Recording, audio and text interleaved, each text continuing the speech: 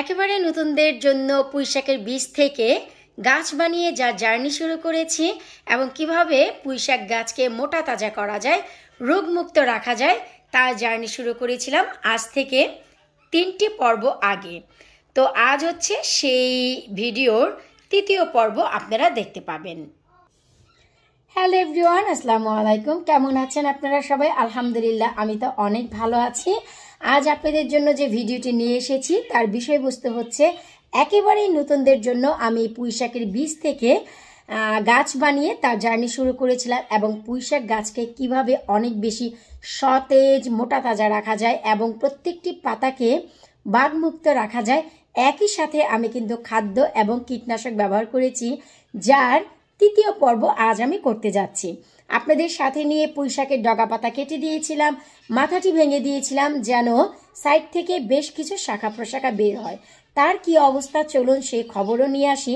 আর এই পর্যায়ে এসে আমাদের পুঁইশাকের গাছে কি খাদ্য কি কীটনাশক মোস্ট ইম্পর্টেন্ট তাও জেনে নেই, কারণ যত বেশি সামার আসবে আমাদের কীটনাশকের পরিমাণ এবং তার ভিতরের এলিমেন্ট তত বেশি স্ট্রং হতে হবে, কারণ এটি জায়গা বুঝে এবং ওয়েদার পরিবেশ বুঝেই হচ্ছে আমাদের কীটনাশক বানাতে হয়। আমি যেমন একটু কান্ট্রি সাইডে থাকি, আর আশেপাশে তো ভাই সরিষা খেতে সরিষা হচ্ছে, গম খেতে গম হচ্ছে, তারপর বিভিন্ন ধরনের ভেজিটেবল এসব তো হয়েই যাচ্ছে। তো অনেক অনেক অনেক ফলনের কারণে এখানে পোকা মাকড়ের উত্তাপটিও বেশি। তো সেই যে এফেক্ট, সেই ইফেক্ট কিন্তু আমার গার্ডেনেও পড়ে, কারণ আমি চোখ বুলালেই দেখা যাচ্ছে সরিষা খেতে সরিষা ফুল ধরে আছে। তাও আবার বাংলাদেশের ভাষায় যদি বলি, বিঘায় বিঘায় কানিতে কানিতে এখানে ফলন হয়। তো যাই হোক, এই পর্যায়ে এসে আমরা পুঁইশাকের কি যত্ন করব, কি খাদ্য দিব, সব আপনাদের সাথে শেয়ার করব। প্লিজ ভিডিওটি যদি ভালো লাগে, আপুকে যদি ভালোবাসেন, আপুর ভিডিও দেখে যদি এতটুকু উপকৃত হন, প্লিজ ভিডিওটি সবার সাথে শেয়ার করবেন। এতে করে এই সামারে নতুনরা অনেক কিছু জানার এবং শেখার সুযোগ পাবে। আমি চেষ্টা করি আমি যতটুকু জানি ততটুকু আপনাদের সবার সাথে শেয়ার করতে। যারা সবাই জানেন এবং এক্সপিরিয়েন্স আমার থেকেও অনেক বেশি আছেন তাদের জন্য এই ভিডিও নয়। যারা অনেক কিছু জানেন না, নতুন গার্ডেনিং করছেন, আশা রাখছি আমার এই ছোট ছোট টিপস এবং ট্রিক্সগুলো আপনাদের অনেক উপকারে লাগবে। তাছাড়া যারা অনেক এক্সপিরিয়েন্সড, অনেক কিছু জানেন, অনেক সময় অনেক কিছু ভুলে যান, তো আমার এই ভিডিওগুলো দেখে আপনাদের সেই ভুলে যাওয়া জিনিসটি ঘষা মাজা দিয়ে নিতে পারবেন, আবারও নতুন করে মনে পড়ে যাবে। তো চলুন আমরা সরাসরি পুঁইশাকের খেতে চলে যাচ্ছি। এই সেই আমার পুঁইশাকের পট। আপনাদের বোঝার জন্য আমি পুঁইশাক গাছটিকে নিয়ে এসেছি আমার সোফার উপর, এতে করে একেবারে ক্লিয়ার আপনারা জিনিসটি দেখতে পাবেন এবং বুঝতে পাবেন। আমি একেবারেই নিচ থেকে আপনাদের জন্য ভিডিওটি শুরু করছি। নিশ্চয়ই আপনাদের মনে আছে যে আমি পুঁইশাকের মেইন যে মাথা, এই যে এখানে কেটে দিয়েছিলাম। এই যে দেখুন, আমি একটু দেখাচ্ছি, এই যে এখানে। এরপর এই যে দেখুন সাইড থেকে একটি বড় শাখা বের হয়েছে এবং এই যে শাখাটি, এই শাখাটি বের হয়েছে। শুধু তাই নয়, পাতাগুলো দেখুন, পাতাগুলো এবার যে আমার কি হয়েছে আমি কিছুই বুঝি না। প্রতিটি ভিডিওতেই আমার কথাগুলো এমনই হয়ে যাচ্ছে। এনিওয়েজ, পাতাগুলো দেখুন, সামনে এবং পেছনে কোনো প্রকারের এফিড পোকা থেকে শুরু করে কোনো কিছুই দেখতে পাবেন না। আলহামদুলিল্লাহ, ঘরে কিন্তু অনেক মাছি, কিন্তু শুধু এই গাছটির যত্ন করতে হচ্ছে আমার লাভলি ভিউয়ার্সের জন্য, তাই বিশেষ করে আমি এই গাছটির যত্ন করছি। এরপর দেখুন আমি নিচের দিক থেকে কিন্তু অনেক শাখা কেটে দিয়েছিলাম। এই যে দেখুন, নিশ্চয়ই আপনাদের মনে আছে আমি প্রত্যেকটি পাতা কিন্তু এখান থেকে কেটে নিয়েছিলাম। আর এই যে এখন দেখুন, এই যে একটি শাখা, এই যে একটি শাখা, একটু উপরের দিকে উঠলে এই যে একটি শাখা, এই যে একটি শাখা, এই যে একটি শাখা এবং ওই যে একটি শাখা। একটি গাছে কতটি ব্রাঞ্চ এসেছে শুধুমাত্র আমাদের একটু যত্নের কারণে। আর এই যে দেখুন, এই পটে কিন্তু 3টি গাছ ছিল, 3টি গাছেরই কিন্তু মাশাআল্লাহ অনেক চমৎকার অবস্থা। প্রত্যেকটি গাছেরই এই যে দেখুন খুবই খুবই খুবই খুবই খুবই চমৎকার। সব থেকে বড় কথা, পুঁই শাক গাছের যে মূল ডগাগুলো একটু লক্ষ্য করুন, কত মোটা মোটা আছে। তাছাড়া ওই যে বললাম পরিবেশ পরিস্থিতির উপর কারো কোনো হাত নেই, আপনি যত প্রকারের বাগ কিলারি দেন না কেন এফেক্ট হবেই। এই যে দেখুন মাত্রই আমি দেখতে পেলাম একটি, অনেক সময় দেখা যায় পাতাগুলো ঠিক এমনই কুঁকড়ে যায়, তো অনেকে এই কাজটি করে পেছনের দিকে উল্টে, আমি উল্টে না এটি ছিঁড়ে ফেলছি, পেছনের দিকে একটু উল্টে হয়তোবা এফিড খোঁজার চেষ্টা করে। সব এফিড কিন্তু সব গাছেই যে এফিড ধরলেই এমন হবে তা নয়। অনেকেই ইউটিউবে ভুল ব্যাখ্যা দিয়ে থাকেন, এটি কিন্তু এফিড পোকার কারণে হয়নি, যার প্রমাণ আমি দিয়ে দিচ্ছি। সামনে এবং পেছনের পাতাটি দেখলেই আপনারা বুঝতে পারবেন। এটি হয়েছে ছোট্ট এক ধরনের লাল ধরনের মাকড়সা আছে, পিঁপড়ার মতন, কিন্তু সেটি একটি মাকড়সা যা এখানে বসে এক সাইড থেকে পাতা খাওয়া শুরু করে, যার ডিজাইনটি ঠিক এমন হয়ে যায়। এই যে দেখুন।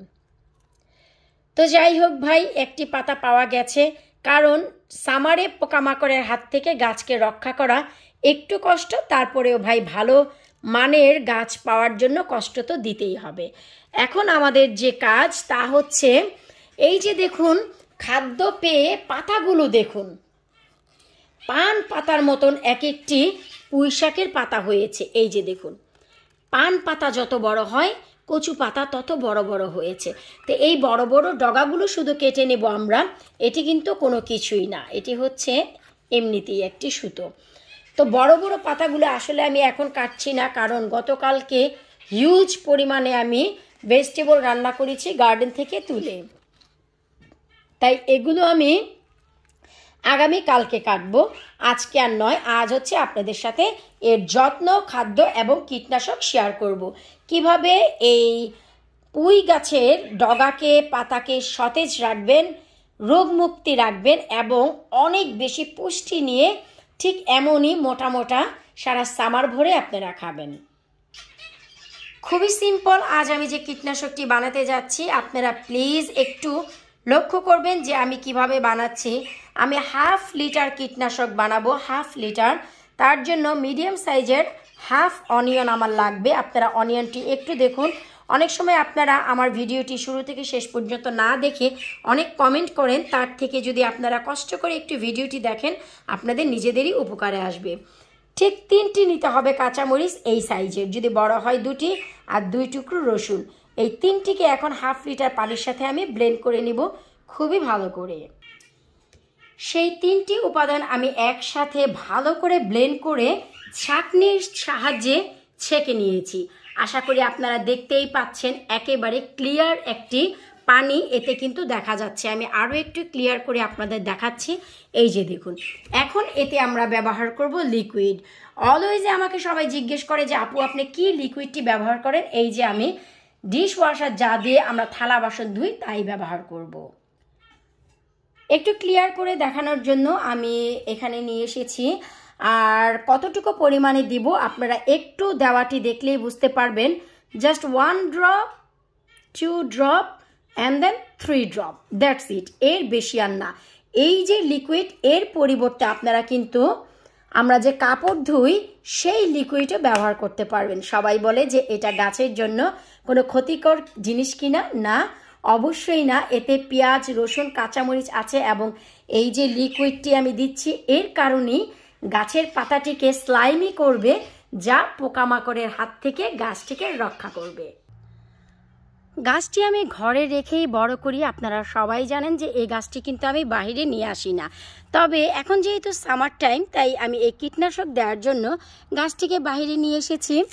খুবই ভালো করে এখন ঠিক এভাবে আমি যেভাবে দিচ্ছি, পাতায় পাতায় একেবারে ডগায় ডগায় সব জায়গায় আপনাদের ঠিক এভাবে স্প্রে করে দিতে হবে, এমনকি মাটিতেও।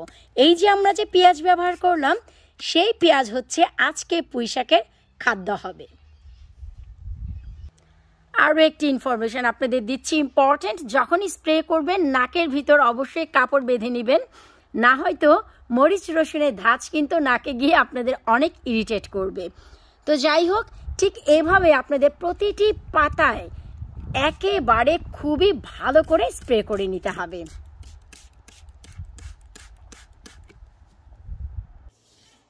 স্প্রে করা হয়ে গেলে জাস্ট গাছটিকে 10-15 মিনিটের জন্য বাহিরেই রেখে দিন। সবগুলো পানি যখন ঝরে যাবে তখন আবার জায়গায় নিয়ে রেখে দিতে পারবেন।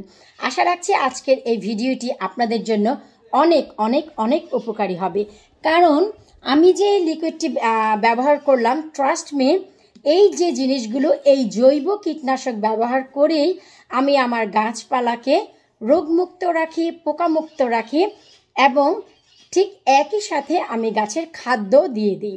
এই যে দেখুন, আমি কিন্তু 1/2 লিটার বানিয়েছি, তার ভিতর ফ্রেশ কিছুটা আমি গাছের গোড়াতে দিয়ে দিয়েছি লিকুইডটি মেশানোর আগে, আর বাকি যা আছে তাতে লিকুইড মিশিয়ে আমি সমস্ত পাতায় প্লাস আবারও মাটিতে স্প্রে করেছি।